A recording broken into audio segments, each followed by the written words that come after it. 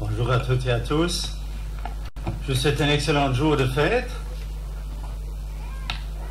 C'est difficile de suivre un numéro comme Madame Samuel. Hein? Quel plaisir. Bon, j'ai commencé avec un test.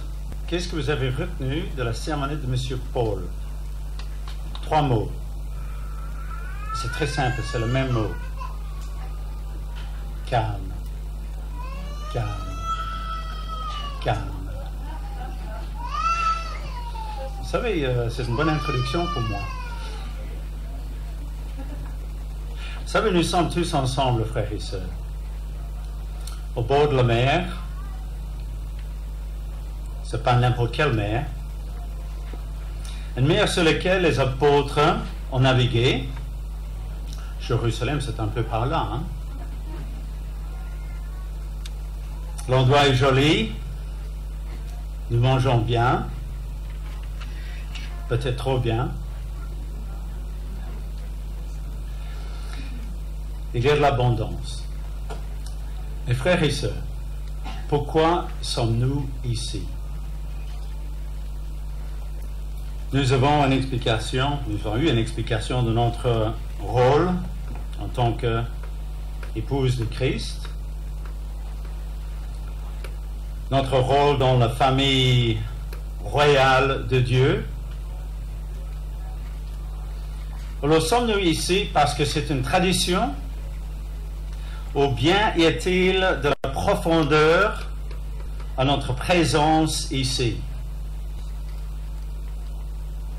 Le monde soi-disant chrétien a ses traditions. Et la plupart de ces traditions sont d'origine païenne. La plus grande fête dans ce monde-là est la Noël. Et pourtant, elle n'est pas biblique. Le Christ n'est pas né en hiver, car en hiver, les bergers ne sont pas près de le troupeau. Nulle part dans la Bible, on nous demande d'observer l'anniversaire de la naissance du Christ. Dans le temps, l'origine de la Noël était un sujet tabou de nos jours. L'origine païenne est mentionnée même, sans complexe, sur les médias.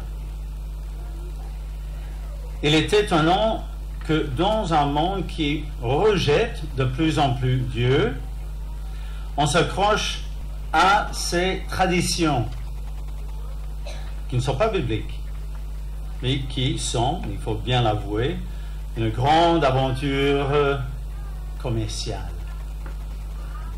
Alors, qui dit le Christ des traditions? Marc chapitre 7, si vous voulez bien. Nous commençons au verset 1. Marc chapitre 7, s'il vous plaît. À partir du verset 1, ici nous lisons, les pharisiens et quelques scribes venus de Jérusalem se semblèrent auprès de Jésus. Ils virent quelques-uns de ses disciples prendre leur repas avec des mains impures, c'est-à-dire non lavées. Or, les pharisiens et tous les juifs ne mangent pas sans être lavés soigneusement les mains. Conformément à quoi? Conformément à la tradition des anciens. Et quand ils reviennent de la place publique, ils ne mangent qu'après s'être purifiés. Ils ont encore beaucoup d'autres observances traditionnelles. Les observances traditionnelles, nous lisons, comme le lavage des coupes, des cruches et des vases, des reins. Et les pharisiens et les scribes lui demandèrent: pourquoi tes disciples ne suivent-ils pas la tradition des anciens, mais prennent-ils leur repas avec les mains impures? Et Jésus leur répondit: hypocrite. Hypocrite. Isaïe a bien prophétisé sur vous, ainsi qu'il est écrit: ce peuple m'honore des lèvres, mais son cœur est éloigné de moi. Et c'est en vain qu'il m'honore. Verset 7. En donnant des préceptes qui sont des commandements d'hommes. Vous abandonnez le commandement de Dieu. Nous lisons au verset 8. et vous observez la tradition des hommes. Les traditions observées par les pharisiens, les sadduciens, les scribes, étaient très nombreuses. Mais la réponse du Christ est très claire, n'est-ce pas? Alors, frères et sœurs, quant à notre présence ici, aujourd'hui, pendant cette fête, le tabernacle est le dernier grand jour, elle n'a rien à voir avec les traditions des hommes. Elle répond à des instructions divines que nous sommes, frères et sœurs, engagés à respecter. Il y a quelques semaines, j'étais au Burundi avec différents groupes de gens qui découvrent pour la première fois les fêtes divines. Et c'est vraiment émouvant de voir leur premier pas dans la vérité. Vous êtes quelques-uns ici parmi nous aujourd'hui. Et c'est votre première fête, n'est-ce pas? Eh bien, ces gens découvrent avec émotion ces fêtes, qui n'observaient pas, et comprennent enfin le plan de Dieu. Ils commencent à comprendre le plan de Dieu. Car les fêtes divines sont la clé pour comprendre ce que Dieu fait, ce qu'il a fait et ce qu'il fera. Observer les fêtes n'est pas quelque chose à la discrétion des chrétiens, pas quelque chose laissé à la discrétion des chrétiens, c'est quelque chose que Dieu a commandé de faire. Et ce n'est pas pour compliquer notre vie professionnelle, mais pour nous révéler son grand plan pour l'humanité. Cette révélation, nous ne la partageons pas avec beaucoup de monde, n'est-ce pas?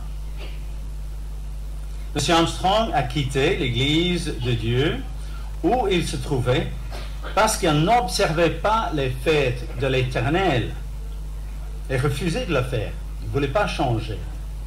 Il voulait retenir de ce qu'ils avaient, le sabbat, le nom de l'Église. Donc, il respectait uniquement les sabbats hebdomadaires.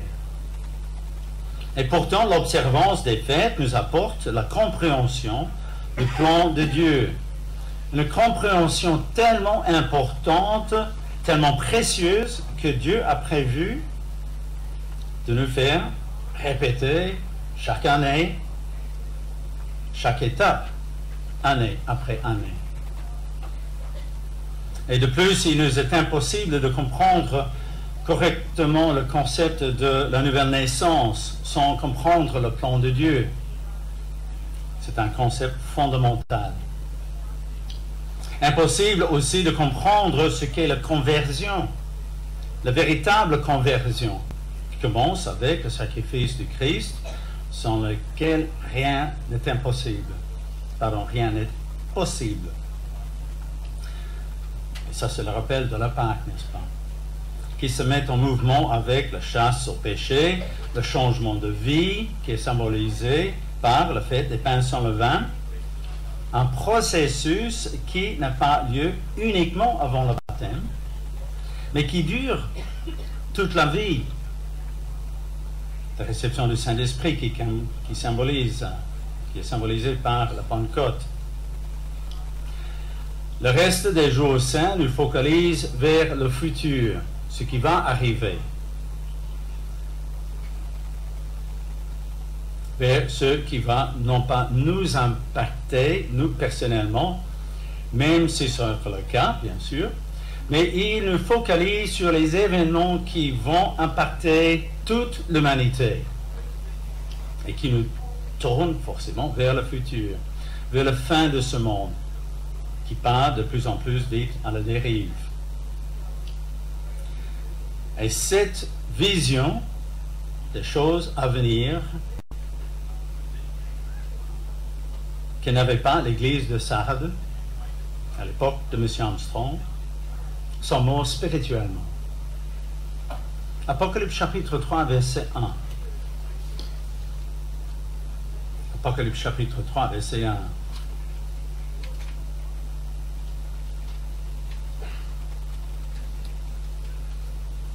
Ici, nous lisons dans Apocalypse chapitre 3, verset 1, écrit à l'ange de l'église de Sardes.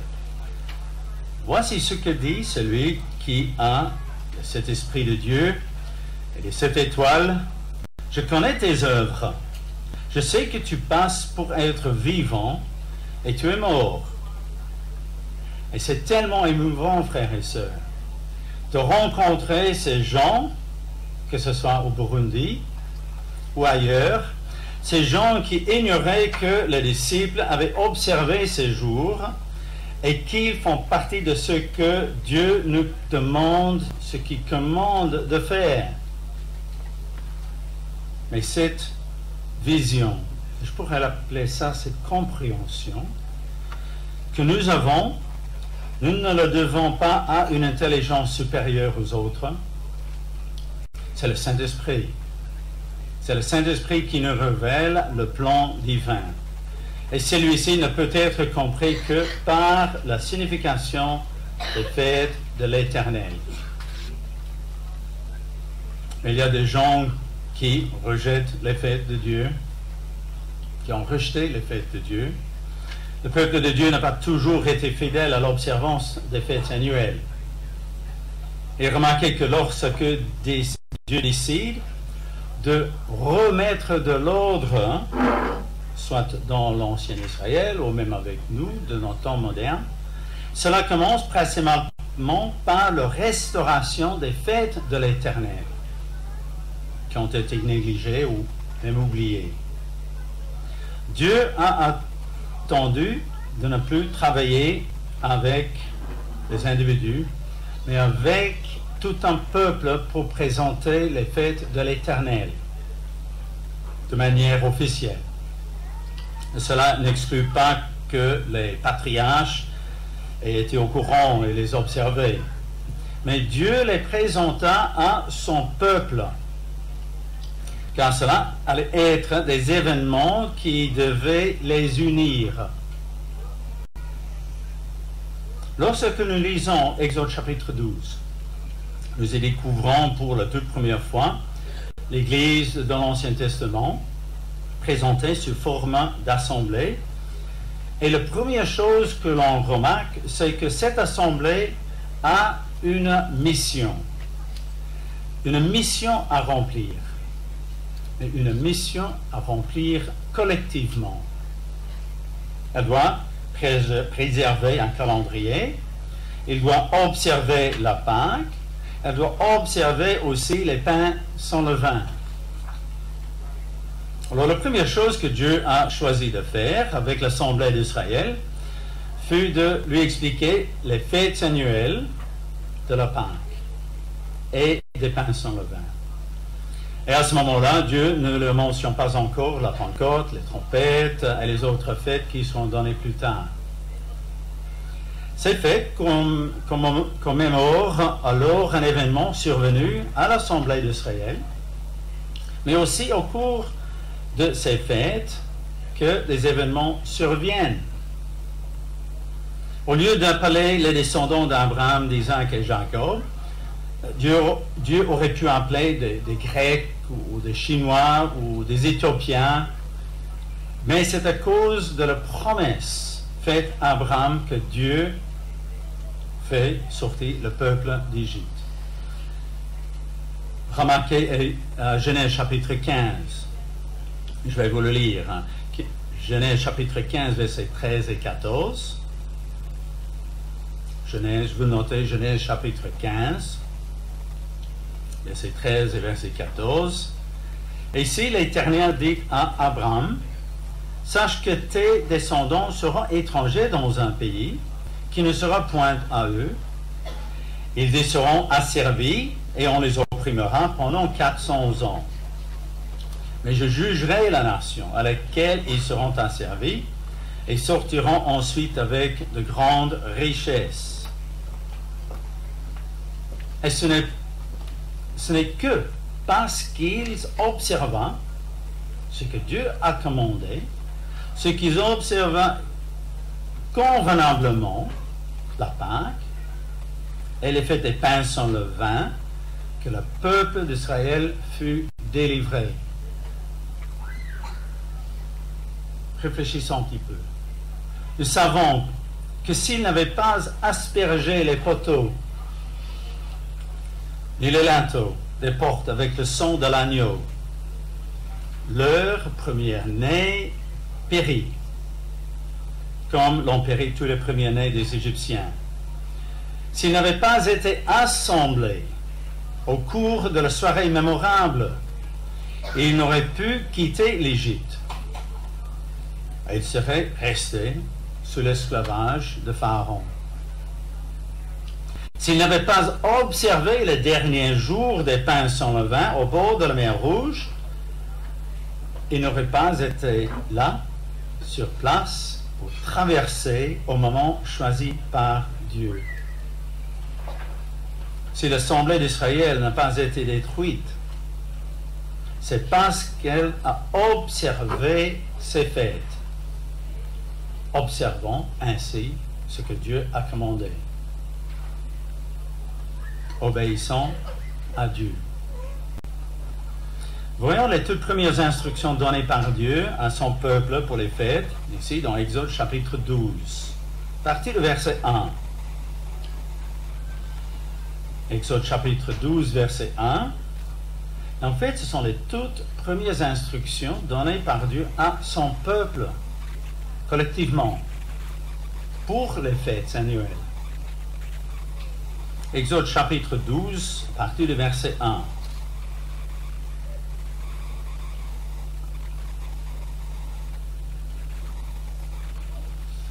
L'Éternel dit à Moïse et à Aaron, dans le pays d'Égypte, « Ce mois-ci sera pour vous le premier des mois. Il sera pour vous le premier des mois de l'année. » C'est le calendrier sacré. Parlez à toute l'assemblée d'Israël et dites, « Le 10e jour de ce mois, on prendra un agneau pour chaque famille, un agneau pour chaque maison. » Verset 6. Vous le garderez jusqu'au 14e jour de ce mois, et toute l'assemblée d'Israël l'immolera entre les deux soirs. Et on prendra de son sang, on en mettra sur les deux poteaux et sur le linteau de la porte des maisons où on le mangera. Et cette même nuit, verset 8, on en mangera la chair, rôtie au feu, on le mangera avec des pains sans levain et des herbes amères. Verset 11, nous lisons, et vous le mangerez à la hâte. C'est la Pâque de l'Éternel.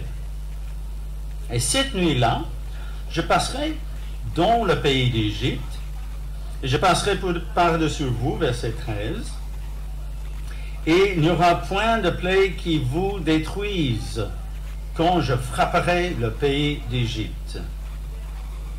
Mais le peuple devait suivre les instructions de Dieu. Il devait donc garder l'agneau jusqu'au 14e jour pour l'immoler entre les deux soirs.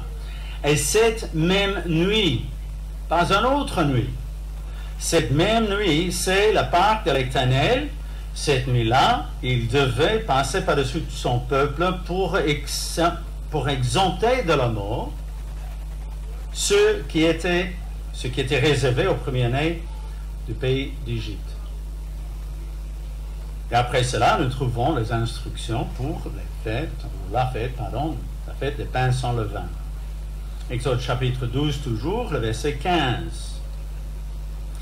Les instructions très claires qui disent, pendant 7 jours, vous mangerez des pains sans levain. Dès le premier jour, il n'y aura plus de pain dans vos maisons, car toute personne qui mangera du pain levé, du premier jour au 7e jour, sera retranchée d'Israël. Et le premier jour, vous aurez une sainte convocation. Et nous lisons, le 7e jour, vous aurez aussi une sainte convocation.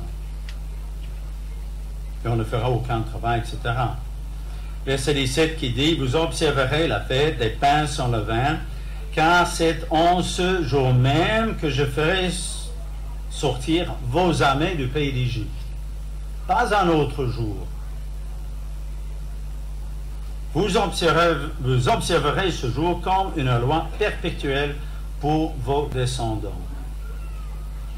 Vous remarquez bien qu'au verset 17, l'Éternel confirme qu'il s'agit bien d'une fête. Une fête dont l'observance est une loi. Une loi qui doit être observée à perpétuité, comme cela a été indiqué. L'ordre est donné de se réunir au cours du premier jour ainsi qu'au cours du 7e jour. Ce n'est donc pas une invitation de prendre ou pas à la légère. C'est un commandement, mes frères et sœurs, un commandement à perpétuité. Et ensuite, Exode chapitre 19, verset 15. Exode chapitre 19, verset 5, le verset 5. Nous lisons, « Vous m'écouterez ma voix. Si vous gardez mon alliance, vous m'appartiendrez entre tous les peuples, et vous serez pour moi un royaume de sacrificateurs, une nation sainte. » Dieu conduisait son peuple au Sinaï. Il le ressembla au pied de la montagne. L'Assemblée n'aurait pas reçu la loi si le peuple avait considéré ce jour comme un jour ordinaire. Ce jour où l'Éternel parla du haut de la montagne. Aucune alliance n'aurait été conclue avec le peuple d'Israël et aucune promesse ne lui aurait été faite.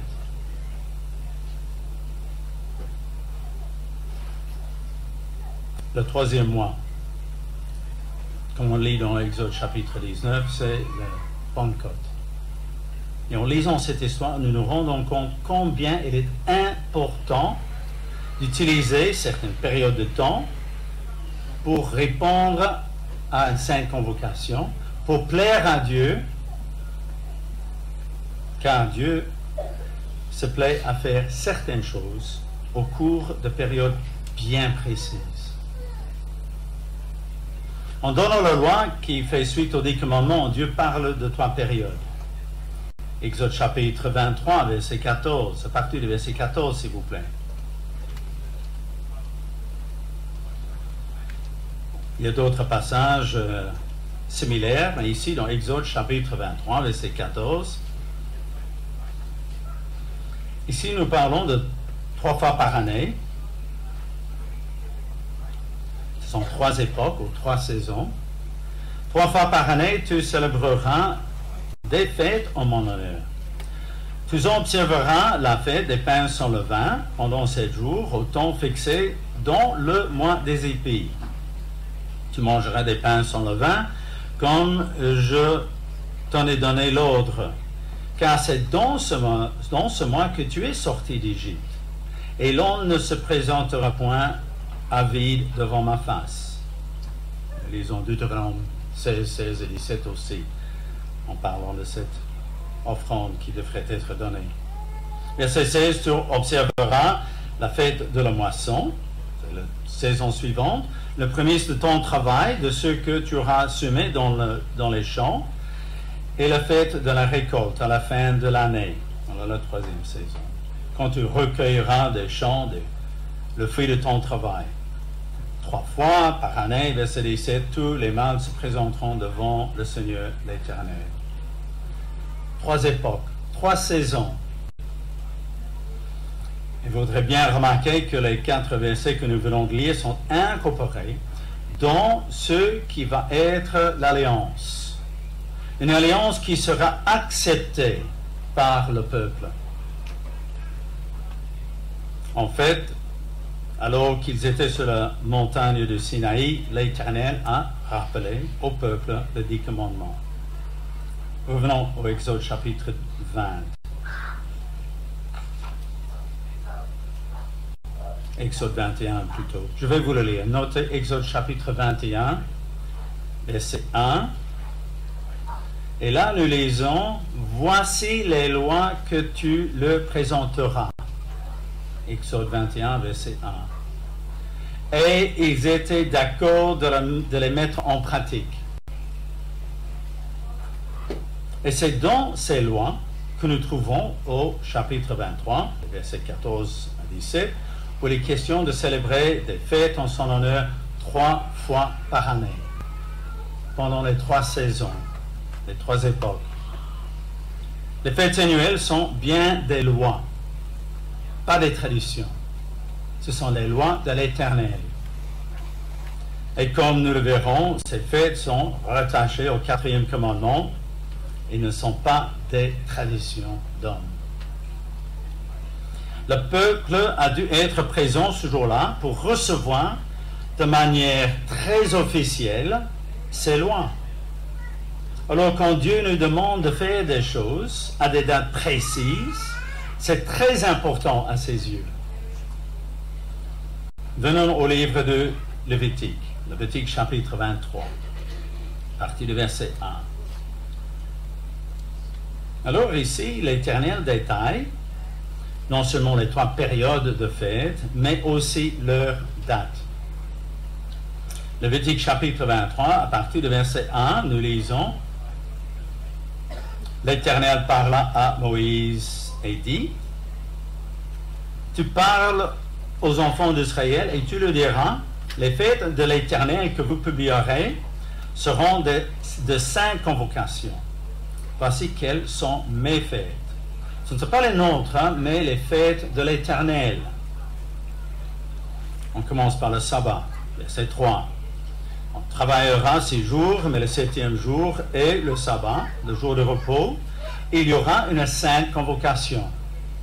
C'est un ordre. Ce n'est pas une invitation, ce n'est pas une tradition, c'est un ordre. Peu importe ce que les autres Bibles traduisent. Ici, c'est un ordre. Vous ne ferez aucun ouvrage. C'est le sabbat de l'Éternel dans toutes vos demeures. Alors, il s'agit du sabbat hebdomadaire, qui est un moment bien défini. Et nous voyons ça partout dans la parole de Dieu. Et c'est consacré à Dieu. Et remarquez que le sabbat est mentionné dans ce contexte très important où nous trouvons les fêtes de l'Éternel. Voici les fêtes de l'Éternel, verset 4. Les 5 convocations que vous publierez à leur temps fixé. Premier mois, le 14e jour du mois, entre les 2 soirs, ce sera la Pâque de l'Éternel. Et le 15e jour de ce mois, verset 6, ce sera la fête des pains sans levain, en l'honneur de l'Éternel.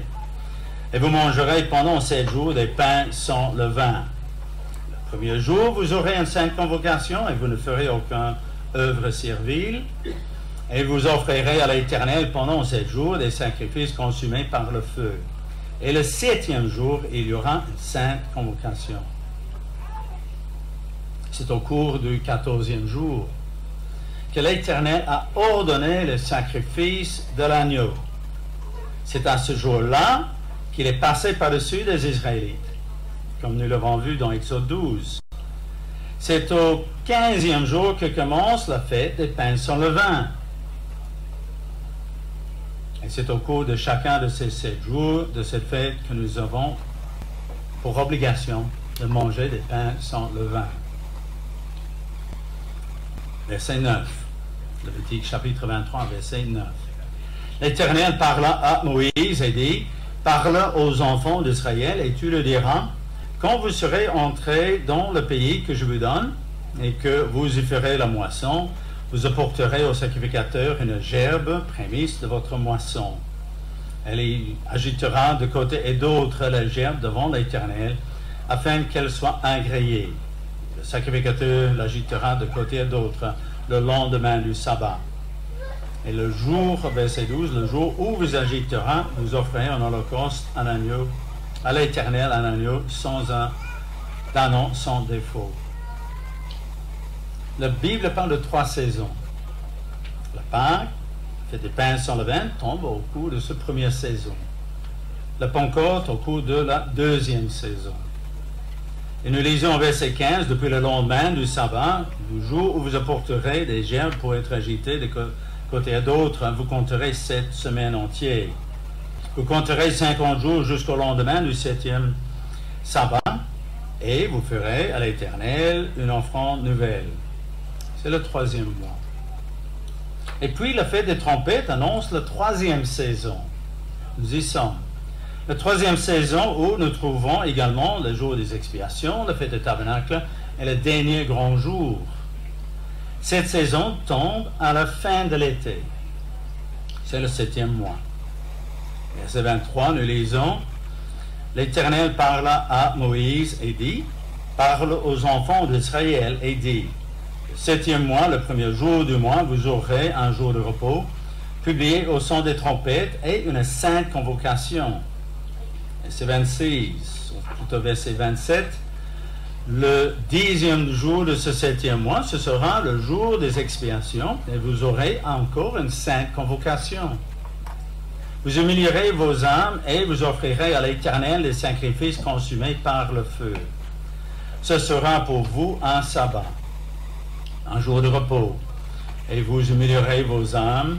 Ici, nous avons une précision de plus. Dès le soir du 9e jour jusqu'au soir suivant, vous célébrez votre sabbat. Coucher de soleil ou coucher de soleil. Alors, la fête de tabernacle, nous y sommes. Voici la fête qui symbolise le millénium. 1000 ans de gouvernement sous le Christ. Et puis, le 8e jour, ce qu'on appelle le dernier grand jour. L'Éternel parla à Moïse et dit, verset 33, Parle aux enfants d'Israël et dit, le 15e jour de ce 7e mois, ce sera la fête de tabernacle en l'honneur de l'Éternel pendant 7 jours. Et le premier jour, il y aura une sainte convocation, vous ne ferez aucune œuvre servile. Et pendant 7 jours, vous offrirez à l'Éternel les sacrifices consumés par le feu. Et puis le 8e jour, vous aurez une sainte convocation. C'est le 8e jour, ce qu'on appelle le dernier grand jour, qui symbolise la récolte de tous ceux qui n'ont jamais connu réellement Jésus-Christ, ni le plan de Dieu. Certainement ceux qui n'ont jamais entendu parler du Christ. Et ici, nous lisons, vous aurez une sainte convocation. Et puis le verset 37 qui dit, telles sont les fêtes de l'Éternel, qui sont clairement les saintes convocations. Ce sont des commandes, pas des traductions. Les saintes convocations que vous publierez afin que l'on offre à l'Éternel les sacrifices consumés par le feu. Ce sont, ou plutôt ces fêtes sont des lois qui décrivent le plan de Dieu, qui définissent certains événements qui doivent survenir à des époques fixées par Dieu. Et pour bien faire comprendre son plan, Dieu se sert de ce qu'on a vu, des symboles tout simples, ces symboles basés sur l'expérience humaine de la récolte des céréales. Car c'est une récolte que Dieu compte faire parmi les hommes afin de les accueillir dans sa famille, dans son royaume. Et tout comme un agriculteur doit être très attentif au temps qui passe, Dieu a établi des jours saints à des moments précis. Ce n'est donc pas nous qui décidons quand nous devons les observer. Cette décision revient à Dieu. Et tout comme il y a 2 moissons en Palestine, une petite et une grande, et il en est de même au sein de l'humanité. Le petit troupeau, l'Église, est la première récolte. Le reste de l'humanité, la grande récolte, viendra plus tard. Mais ce n'est pas tout. La plupart des grands événements qui ont marqué des étapes importantes dans l'histoire du peuple de Dieu ont eu lieu lors des fêtes divines. On va voir que quelques exemples. 2 Chroniques chapitre 5, verset 3. S'il vous plaît. Ici, c'est l'époque de Salomon. Il y a eu la dédicace du temple. 2 Chroniques chapitre 5, s'il vous plaît, verset 3. Et nous verrons dans quelle période ceci se passe. 2 Chroniques chapitre 5, verset 3. Tous les peuples d'Israël se réunissent auprès du roi pour la fête, qui se célébrera le 7e mois. On est bien situé, n'est-ce pas? Et eut lieu au cours d'une fête du 7e mois.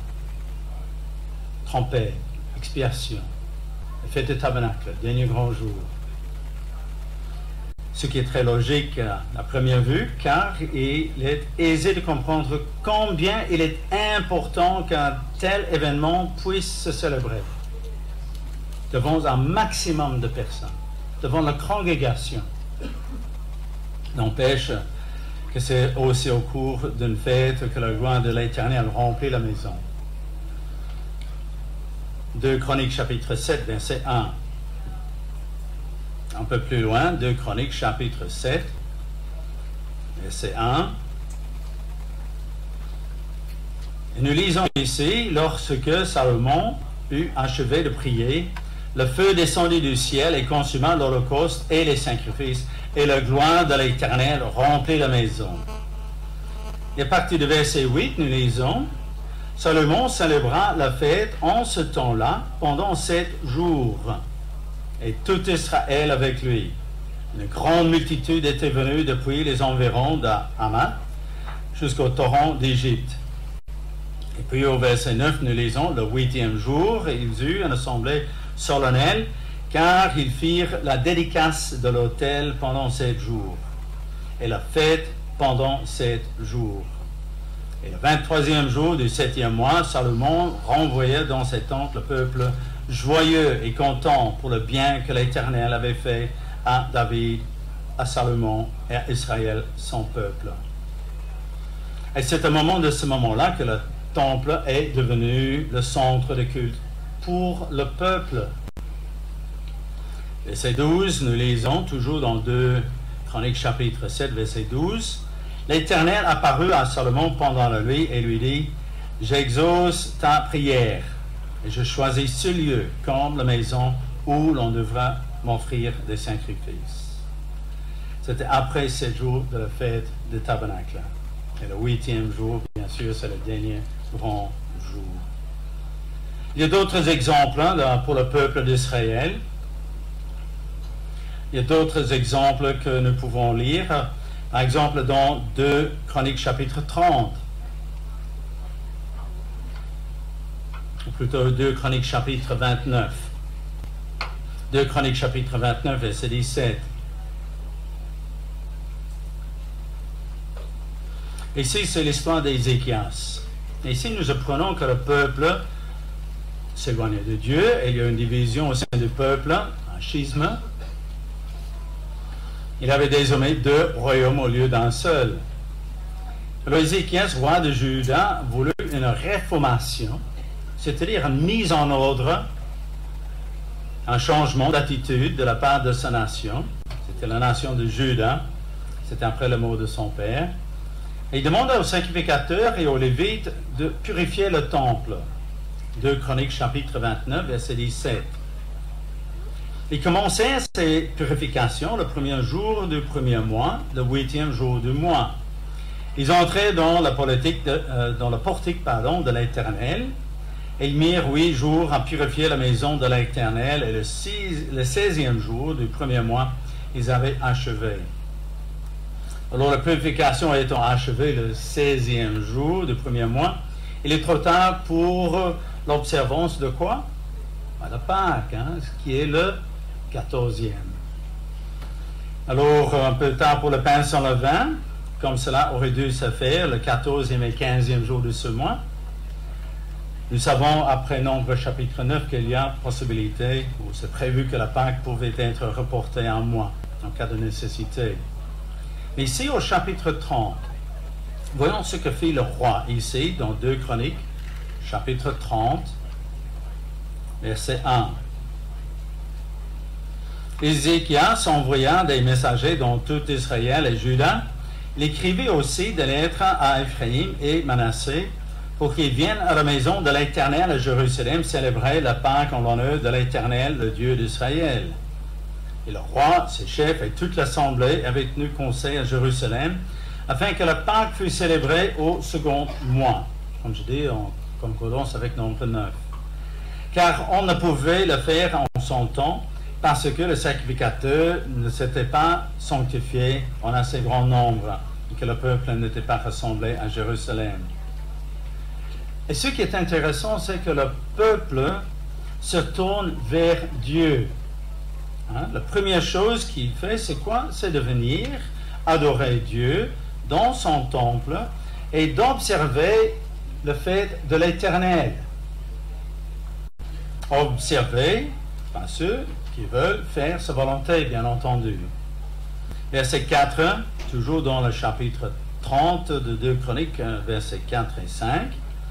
Les choses ayant eu l'approbation du roi et de toute l'assemblée, il décidait de faire une publication dans tout Israël, depuis Beersheba jusqu'à Dan, pour que l'on vînt à Jérusalem célébrer la Pâque en l'honneur de l'Éternel, le Dieu d'Israël. Car elle n'était plus célébrée par la multitude comme il est écrit. Certains trouvaient cela ridicule, mais d'autres prirent cela au sérieux et s'humilièrent devant l'Éternel. Verset 10, nous lisons: les coureurs allaient ainsi de ville en ville dans le pays d'Éphraïm et de Manassé jusqu'à Zabulon, mais on se riait et l'on se moquait d'eux. Cependant, quelques hommes d'Azer, de Manassé et de Zabulon s'humilièrent et revinrent à Jérusalem. Alors au verset 1, nous avons vu que le roi avait envoyé des messagers dans tout le pays, dans Juda et dans tout Israël, donc vers toutes les Israélites, vers toutes les tribus. Mais de toutes les tribus d'Israël, seuls quelques hommes d'Azer, de Manassé et de Zabulon acceptaient de s'humilier. Autrement dit, très peu, peut-être des Belges ou des Américains ou des Hollandais. Alors, verset 12, dans Juda aussi, la main de Dieu se déploya pour le donner un même cœur et de le faire exécuter l'ordre du roi et des chefs selon la parole de l'Éternel. Et un peuple nombreux se réunit à Jérusalem pour célébrer la fête des pains sans levain au second mois. Et ce fut une immense assemblée. Alors il s'agit bien d'une décision du roi, car à l'époque de Moïse, il avait été prévu que seule la Pâque pouvait être prise un mois plus tard. L'assemblée revient vers Dieu et décida de célébrer les fêtes de l'Éternel. Et encore 7 jours de plus. Il y avait tellement de réjouissance. Verset 23, nous lisons: toute l'assemblée fut d'avis de célébrer 7 autres jours et célébrer joyeusement ces 7 jours. Et vous voyez, c'est un temps de réformation.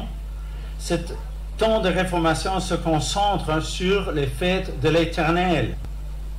Et lorsque le peuple s'applique son cœur à respecter les sabbats annuels, il a alors une bonne attitude pour bien observer la loi.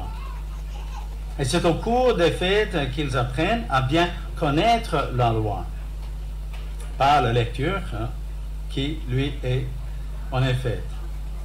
Alors la première fête qui dure 7 jours est celle des pains sans levain. Et le levain, c'est le péché. C'est donc au cours de ce première fête, ou ce premier festival de 7 jours, que l'on apprend à rejeter le levain de nos maisons. Donc, rejeter le péché de nos vies. Et ce faisant, on établit en fait la loi dans notre vie. Mais comment peut-on établir la loi? En rejetant le péché.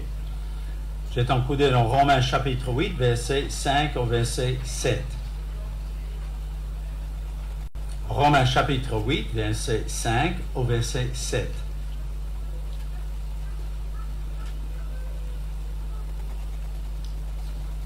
Ici, c'est Paul qui écrit, en commençant par le verset 5 dans le chapitre 8 de Romains: Ceux, en effet, qui vivent selon la chair s'affectionnent aux choses de la chair, tandis que ceux qui vivent selon l'esprit s'affectionnent aux choses de l'esprit. L'affection de la chair, c'est la mort, tandis que l'affection de l'esprit, c'est la vie et la paix. Et l'affection de la chair est une inimitié contre Dieu parce qu'elle ne se soumet pas à la loi de Dieu et qu'elle ne le peut même pas.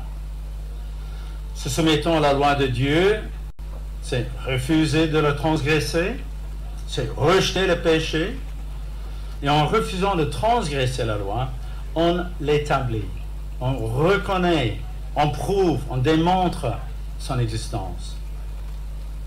La réformation imposée par Ézéchias au cours du fête des pains sans levain à Maine-Croix, eh bien, le peuple a adopté une attitude dont le résultat est décrit un peu plus loin ici dans 2 Chroniques chapitre 30, verset 26. Revenons dans 2 Chroniques chapitre 30, le verset 26 et verset 27. Il y a eu à Jérusalem de grandes réjouissances. De grandes réjouissances. Et depuis le temps de Salomon, fils de David, roi d'Israël, rien de semblable n'avait eu lieu dans Jérusalem. Et les sacrificateurs et les Lévites se levèrent et bénirent le peuple, et leur voix fut entendue, et leur prière parvient jusqu'aux cieux, jusqu'à la sainte demeure de l'Éternel. Après le désastre religieux provoqué par la reine de Manassé et celui de son fils Amon, une autre réformation, décrite dans les chapitres 34 et 35 du deuxième livre de Chroniques, se verra encore nécessaire. Et il y a eu encore d'autres réformations. Et au cours des réformations de ce genre, il y a toujours été nécessaire de rétablir d'abord les fêtes de l'Éternel, les fêtes commandées par Dieu. Les fêtes commandées, que Dieu commande d'observer, parce que lorsqu'on a suffisamment de respect pour sanctifier le temps que Dieu demande de traiter avec respect, il sait qu'ensuite on aura le respect nécessaire pour les autres choses qu'il demande de faire. Mais si on ne respecte pas le temps fixé par Dieu, on n'aura pas non plus le respect pour le reste. Nous observons les fêtes, non pas tradition, frères et sœurs, mais par respect pour les autres divines, par obéissance, par respect profond pour Dieu. Nous observons les fêtes, non pas tradition, mais par respect pour notre Dieu Tout-Puissant. Alors après la captivité de Juda, après le retour des fils de la captivité au jour d'Esdras, le sacrificateur, et Néhémie, le gouverneur, nous voyons une fois de plus la nécessité de rétablir les fêtes de l'Éternel. Encore une réformation. Et ce qui est plus significatif, c'est qu'il y a eu un changement d'attitude, de nation. Mais ce changement n'eut lieu qu'après l'observance de quoi? Une fête. Néhémie chapitre 8, verset 1. Néhémie chapitre 8, verset 1.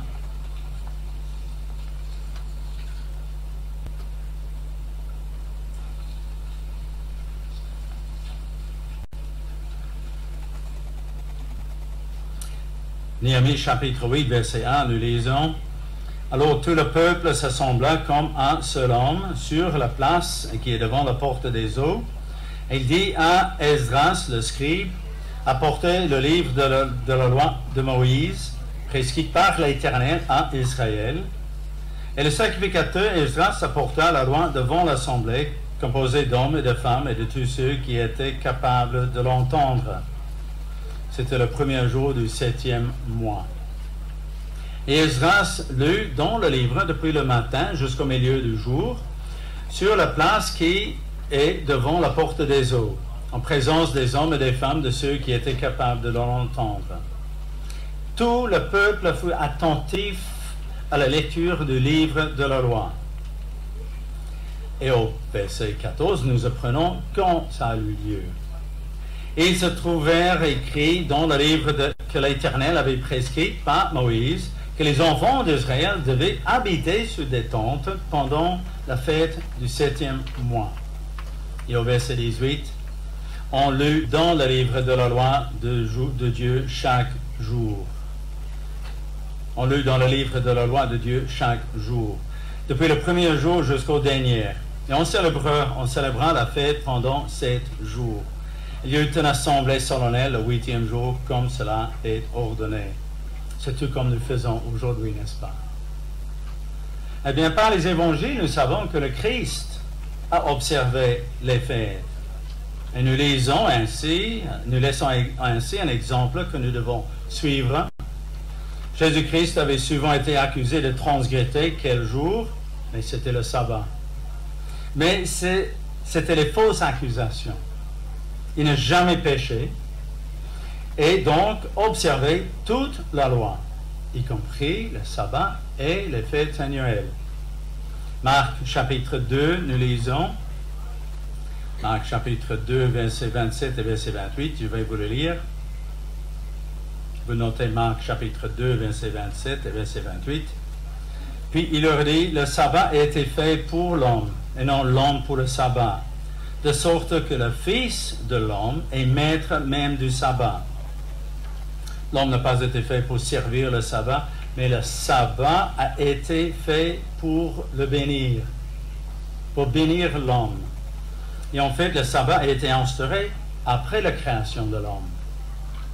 Et comme à l'époque de l'Ancien Testament, les événements cruciaux du Nouveau Testament eurent lieu le jour d'une fête. Regardez, en Actes chapitre 2, verset 1 et verset 4. L'Église de Dieu fut fondée, quel jour? C'était le jour de la Pentecôte, la fête de Pentecôte, lors de la fête des semaines, en l'an 31. Les disciples étaient assemblés pour ce jour de fête. Et vous vous rendez compte, s'ils n'étaient pas là, s'ils avaient refusé de s'y conformer, ils n'auraient pas reçu le Saint-Esprit. Ça vous lirez dans Actes chapitre 2, verset 1, verset 4. Et par conséquent, l'existence même de l'Église du Dieu du Nouveau Testament a débuté un jour de fête. Et cette fête, qui est aussi appelée la fête de la moisson, symbolise quoi? Symbolise la moisson de tous ceux qui, ayant reçu le Saint-Esprit, feront partie de la première résurrection, la première récolte qui aura lieu lors du retour du Christ. Et qu'est-ce que nous constatons ensuite? Et la petite communauté grecque qui se trouve à Colosse est avisée par Paul de ne pas laisser les hommes le juger. Au sujet de quoi? Des fêtes, de l'observance des fêtes. Vous lirez ça dans Colossiens chapitre 2, verset 16 et verset 17. Comme M. Weston nous a expliqué le premier soir. Colossiens chapitre 2, verset 16 et verset 17, je vais vous le lire. Que personne donc ne vous juge au sujet de manger ou de boire, ou au sujet d'une fête, d'une nouvelle lune ou des sabbats. C'était l'ombre des choses à venir. Et le corps est en Christ. C'est le corps de Christ qui juge l'Église.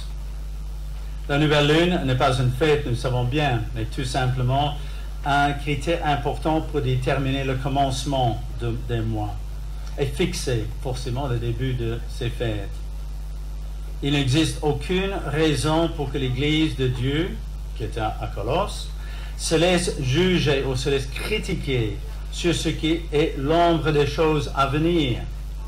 Car justement, ces fêtes sont l'ombre d'événements à venir, n'est-ce pas? Certains demandent, mais si c'est une ombre, pourquoi faut-il les observer? Et la réponse est tout simple, que si ces fêtes sont une ombre, des choses à venir, la réalité n'est pas encore arrivée. Nous devons donc les observer pour nous rappeler justement ce qui doit encore arriver. Et c'est exactement ce que nous faisons, frères et sœurs, ici, assemblés aujourd'hui, en sortant du monde. est de toute façon déjà arrivée, comme c'est le cas pour la Pâque, ou pas encore arrivée. Elle nous rappelle quoi? Elle nous rappelle le plan de Dieu.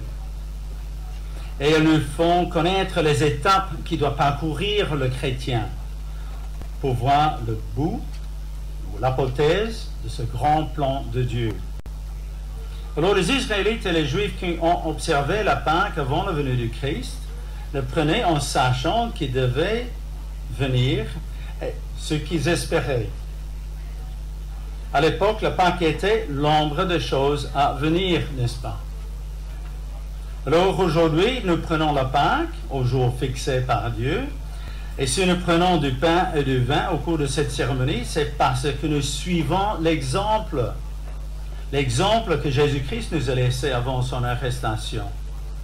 Quand il a dit dans Luc chapitre 22, verset 19, vous le notez, Luc chapitre 22, verset 19, « Faites ceci en mémoire de moi, en souvenir de moi, l'agneau de Dieu qui suit votre Pâque. » Alors aussi, nous observons la fête des pains sans levain. C'est parce que 25 ans après la mort du Christ, Paul écrit aux Corinthiens, le chrétien de Corinthe, qui devait suivre l'exemple de Christ.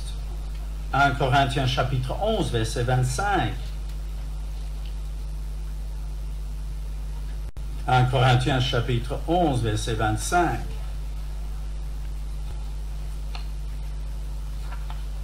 Ici, nous lisons, de même, après avoir soupé, il prit la coupe et dit, « Cette coupe est la nouvelle alliance en mon sang. Faites ceci en mémoire de moi toutes les fois que vous en boirez. » Paul leur écrit aussi pour leur rappeler que s'ils éliminent le levain de leur maison, non pas tradition, mais comme cela est requis, dans Exode chapitre 12 et autres, ils doivent en plus éliminer de leur vie le vieux levain, le vieux péché, dont ils ne se sont toujours pas débarrassés. Et il conclut avec les mots qui disent quoi? Célébrons donc la fête. Célébrons donc la fête. Et quelle fête? C'est le pain sans levain. Vous lirez ça dans 1 Corinthiens chapitre 5, verset 5 et verset 8. Vous notez 1 Corinthiens chapitre 5, verset 7 et 8. Et vous pouvez lire dans Actes chapitre 16, verset 3. Le jour du sabbat, nous nous rendîmes hors de la porte vers une rivière et nous pensions que nous se trouvait un lieu de prière. Nous nous assîmes et nous parlâmes aux femmes qui étaient réunies. Paul se réunit le jour du sabbat. Actes chapitre 18, verset 19 et verset 20. Actes chapitre 18, verset 19 et verset 20. Ici, c'est Paul qui se trouve à Éphèse, en l'an 52. Paul refuse une invitation qui lui est faite par les Juifs de prolonger son séjour, et nous allons lire pourquoi. Actes chapitre 18, verset 19. Ils arrivèrent à Éphèse et Paul y laissa ses compagnons. Étant entrés dans la synagogue, ils s'entraînent avec les Juifs, qui le prient de prolonger son séjour, verset 20, et puis ils disent, mais il n'y consentait point. Il prit congé d'eux en disant, il faut absolument que je célèbre la fête prochaine à Jérusalem. Et puis il dit, je reviendrai vers vous si Dieu le veut. Et il partit d'Éphèse. Alors pourquoi Paul doit absolument fêter la prochaine fête à Jérusalem?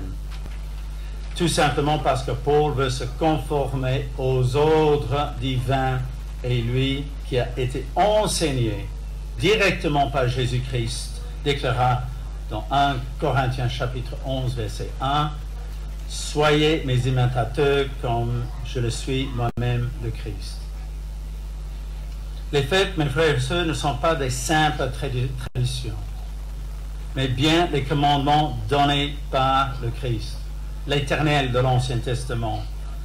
Paul les avait observés en imitant le Christ. Il a dit, faites ça comme moi. J'ai imité le Christ. Au cours de son histoire, l'Église de Dieu a toujours eu des hauts et des bas. Les Églises de Dieu ont observé les fêtes annuelles et de temps en temps, elles les ont négligées. Au siècle dernier, ces fêtes commandées et données à perpétuité ont été oubliées quasiment de tous, hormis quelques rares personnes.